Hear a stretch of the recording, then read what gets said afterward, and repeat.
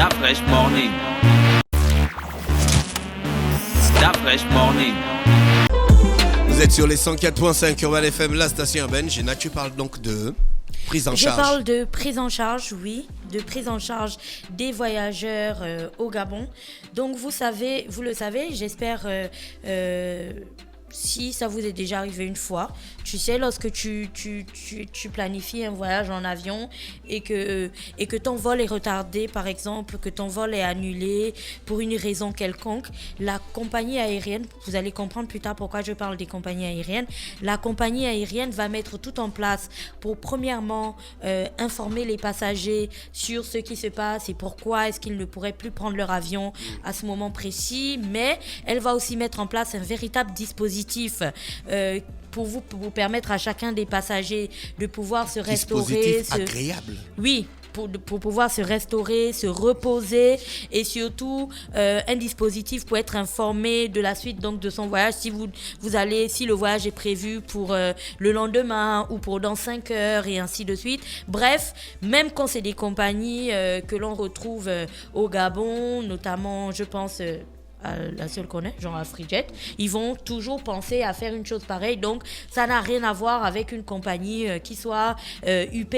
Certes, il y a des couacs parfois dans certaines compagnies, mais on reste toujours sur un niveau d'information, de communication aux passagers et surtout de prise en charge des voyageurs qui est quand même au-dessus de la moyenne. Et très rarement, les voyageurs, des passagers qui prennent l'avion se plaignent ou sont abandonnés à eux-mêmes dans des aéroports à déambuler, à pas savoir exactement quoi faire ni où aller. C'est vraiment très très rare, sinon inexistant. Parce que je pense que l'Organisation internationale de l'aviation civile veille très précisément à ce genre de choses et aux règles qu'ils émettent auprès des compagnies. Et donc les compagnies respectent ce type de points-là. Pourquoi est-ce qu'on parle des compagnies aériennes ce matin? Pourquoi est-ce qu'on a commencé par ça? Parce que les compagnies aériennes sont, dans notre exemple précis, le bon élève en fait de la rubrique que l'on va faire ce matin. Parce que après, maintenant arrivent les mauvais élèves et les mauvais élèves dans notre pays. Alors qu'est-ce qui se passe avant qu'on arrive aux mauvais élèves suprêmes dont on parlera ce matin? On va vous rafraîchir un petit peu la mémoire avec ce qui s'était passé. Vous vous souvenez sur la route de Congo, une fois que la route avait été coupée avec cet éboulement de terrain qu'il y avait eu vers la montagne Tchad, donc toute la boue qui s'était déversée sur la route et les voitures ne pouvaient plus passer, et puis tous ces cratères qui empêchaient la circulation de certaines voitures. Oui, Mosley? L'éboulement s'était produit à Fougamou. C'était à Fougamou, mais ils avaient dit la montagne Tchad? Oui, c'est entre mais Fougamou c'est ça? et Mouila. Entre Fougamou et Mouila, c'est ça la montagne Tchad, d'accord. Ok. Donc, non, Lambaréné et Fougamou. Ok, pardon. donc entre Lambaréné et Fougamou. Oui. Alors après cet éboulement de terrain, on se souvient avoir parlé ici, avoir fait une rubrique sur le fait qu'on avait l'impression que l'État et même les sociétés de transport avaient délibérément tourné la tête et tourné le dos à tous ces passagers qui avaient pris pour certains des bus ou même des voitures, des transports en commun ou qui avaient loué des véhicules pour se rendre dans l'intérieur du pays, parce que certains avaient passé des nuits au même endroit. On se souvient du dessinateur Paé qui faisait des vidéos pour raconter un petit peu son périple. C'était invivable, donc les personnes dormaient à la belle étoile, pour certains dans des bus ou pour d'autres à l'arrière des pick-up, quand ils ne dormaient même pas à même le sol, pour essayer de trouver un endroit un petit peu confortable. Et le lendemain, il fallait trouver le moyen de traverser l'endroit où il y avait eu cet éboulement de terre. Donc c'était les gens soulevaient chacun, au qui mieux soulevait son bagage pour traverser cet amas de boue et de terre pour rejoindre l'autre côté, pour espérer continuer son chemin. Ça s'est passé comme ça au moins durant 2 jours, et avant que, bien sûr, après que tout le monde ait crié au scandale, avant qu'on ne décide véritablement de mettre une équipe en place pour s'occuper des passagers et des différents usagers de cette route pour qu'ils puissent continuer leur chemin. Je vous entends d'ici, ouais, mais c'était leur responsabilité, ils ont pris la route eux-mêmes et ils y sont allés. Non, la route, comme on le sait avec les cotisations que chacun de nous fait chaque mois, nous payons en fait, chacun autant que nous sommes, nous payons une partie en fait pour l'entretien de la route. Une fois qu'on est sur la route et qu'on a un accident ou qu'on a un problème et ainsi de suite, l'État a l'obligation de mettre en place une équipe en fait pour s'occuper de manière urgente des personnes qui vont se retrouver bloquées. Pourquoi? Parce que dans ces personnes, il n'y a pas que des individus bien portants. Il y a des personnes qui sont malades, il y a des personnes qui présentent des infirmités motrices, il y a des enfants, il y a des femmes enceintes souvent. Et donc, toutes ces personnes-là, donc il y a des personnes qui sont fragiles, donc on peut les mettre dans cette catégorie-là. Toutes ces personnes-là doivent être prises en charge en urgence. C'est pour ça que vous voyez que j'ai commencé à parler des compagnies aériennes, parce que la compagnie aérienne, eux, ils ont bien compris ça. Peu importe qui vous êtes, on va vous donner un bon pour aller vous restaurer. On va vous indiquer un espace où vous pourrez vous reposer, de sorte que vous ne soyez pas abandonnés à vous-même. Et puis là, dans le cas précis de ce problème sur la route, on a bien compris que chez nous, on avait un problème avec la prise en charge. Que ce soit là, c'est la prise en charge des voyageurs, mais même lorsque il y a des accidents, on a un problème avec la prise en charge pour tout, y compris la prise en charge des blessés, la prise en charge des personnes mortes. On a un problème avec la prise en charge dans toutes les situations possibles. Mais on reste dans le cas du transport. Dans ce cas précis, c'était incroyable à quel point il n'y avait pas de gestion des voyageurs, ni de priorité ou quoi que ce soit. On se souvient encore de ces images où des personnes transportaient leurs parents décédés vers l'intérieur du pays pour être enterrés, et puis ils étaient bloqués là durant des jours à être obligés de transporter le cercueil même dans la boue et ainsi de suite pour pouvoir traverser des espaces, quand on sait que on a un système ici. On aurait pu envoyer des équipes, donc on aurait pu envoyer des personnes, des médecins et ainsi de suite. J'ai pas envie de citer une organisation particulière, mais on aurait pu envoyer des personnes pour, premièrement, guider les passagers vers un espace où ils auraient pu passer en toute sécurité. Mais voilà. Deuxièmement, apporter à boire et à manger à toutes ces personnes qui étaient perdues au milieu de nulle part dans le du monde, où il n'y avait ni eau ni nourriture, dans des conditions mais vraiment déplorables. On aurait dû envoyer des camions avec à manger et à boire pour s'occuper de ces personnes-là, avant que bien sûr elles ne rejoignent l'espace où elles pouvaient continuer leur voyage. Ça, c'est pour le cas de la route. Et comme si la route ne nous servait pas d'exemple du tout, ce week-end, j'ai véritablement reçu énormément de messages de personnes qui étaient coincées, pour certaines depuis jeudi, depuis jeudi qu'elles avaient commencé leur voyage en train vers Libreville ou vers Franceville pour certaines. Et je ne vous apprends rien en vous annonçant que ce week-end, on a tous été informés. D'ailleurs, sur la page Facebook de la CETRAC, vous retrouverez ça. On a tous été informés de cet accident qu'il y a eu, de ce déraillement qu'il y a eu sur la voie ferrée, qui a causé donc une énorme perturbation quant au trafic donc des trains, que ce soit les trains qui partaient de Libreville pour Franceville ou encore ceux qui partaient de Franceville pour Libreville. Alors les passagers qui partaient donc des deux sens que je venais d'indiquer, ont été stoppés pour certains, pour chacun d'entre eux, dans des zones assez éloignées de leur gare de départ, parce que bien sûr, avec ce déraillement qui s'est passé, la voie n'était plus exploitable. Il fallait qu'on répare la voie avant que le transport ne commence. Donc à ce moment, on ne va pas parler de ça, parce que bien sûr, je vous entends d'ici, tu sais Gina, les accidents ça arrive et blablabla, les déraillements on peut pas les maîtriser et beaucoup de choses. Cependant, ce qui est important à retenir dans toute cette affaire, c'est le traitement des voyageurs et le traitement des passagers qui étaient bloqués dans chacun des trains. Donc que ce soit ceux qui venaient de Libreville ou ceux qui venaient de Franceville, c'est le traitement des voyageurs qui étaient bloqués dans ces trains-là. Alors énormément de messages, énormément de vidéos nous sont parvenus de personnes qui étaient dans ces trains, où chacun en fait déplorait le fait qu'il n'y avait aucune équipe de secours qui a été déployée pour prendre en charge les malades et les diabétiques et les personnes qui étaient bloquées. On parle bien de personnes qui, pour certains, avaient commencé leur voyage le jeudi. Donc, on est samedi lorsque on reçoit ces messages, lorsque la situation est trouvée. Pour ceux qui arrivent à la gare de Libreville, on est samedi. Donc, pour les personnes qui sont diabétiques, pour les personnes qui sont malades, pour les personnes qui présentent une infirmité motrice, aucune équipe de secours, d'après ce qui nous a été reporté, n'a été mise en place. Ni eau, ni nourriture n'a été partagée aux passagers, si ce n'est le samedi, avant bien sûr qu'ils ne rejoignent la gare d'Ovando. Et là, quand on parle d'eau et de nourriture, c'était une baguette de pain, une boîte de pâté et puis une bouteille d'eau. Et puis à côté de ça, il n'y avait pas du tout de ressources humaines ou de matériel qui a été envoyé pour permettre le transport des bagages des passagers qui donc avec l'obligation de traverser la zone de l'accident pour pouvoir prendre un autre train pour les emmener à destination, étaient obligés. Chacun au qui mieux.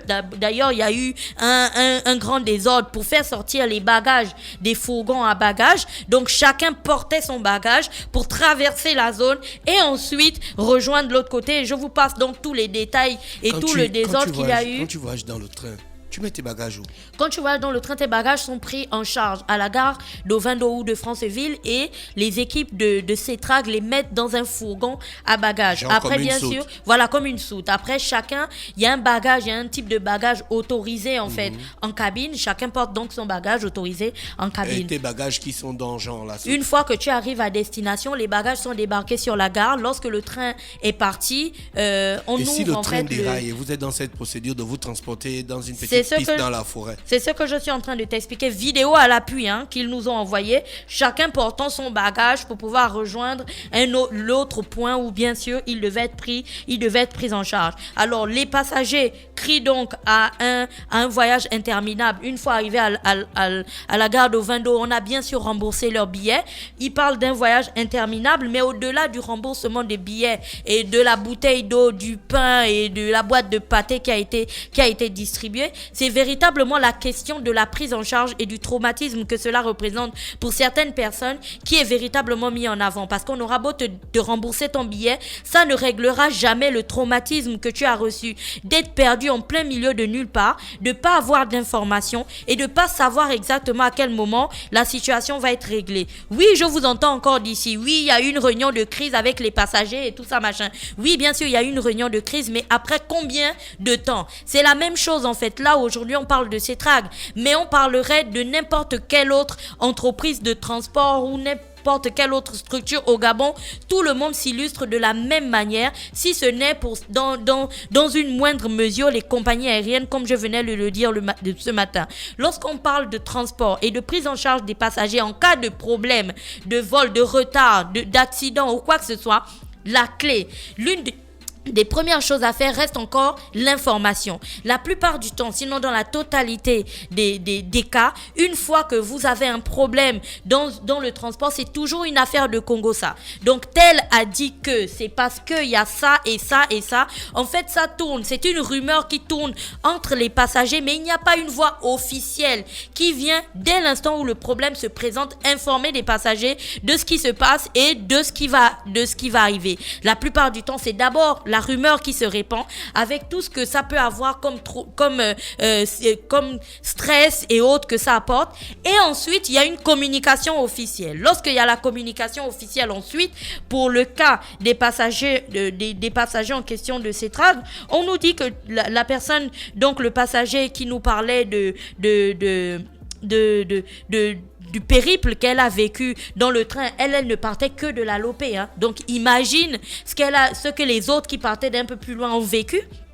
Donc, lorsqu'il y a ce genre de situation, on aimerait aussi qu'il y ait une implication des agents, en fait, des employés dans l'aide des passagers. C'est-à-dire que chacun des employés aujourd'hui, peu importe l'entreprise, peut être ou doit être formé à la prise en charge, en fait, des passagers ou du moins aux gestes de premier secours. On voit tous dans les films ou même à la télévision, au journal, que lorsqu'il y a un problème quelque part, tu vas voir qu'on va distribuer des couvertures aux personnes qui sont immobilisées, on va leur distribuer de la nourriture, on va leur distribuer de l'eau. On ne compte pas, en fait. On donne ça de manière constante parce qu'il faut éviter que les personnes ne soient déshydratées, mais surtout qu'elles attrapent froid ou qu'elles aient un choc thermique ou je ne sais pas quel genre de maladie qu'elles pourraient choper parce que tu aurais passé je ne sais pas combien de temps perdu dans la forêt à te faire bouffer par des fourreaux. Et surtout, on évite que des personnes meurent de faim.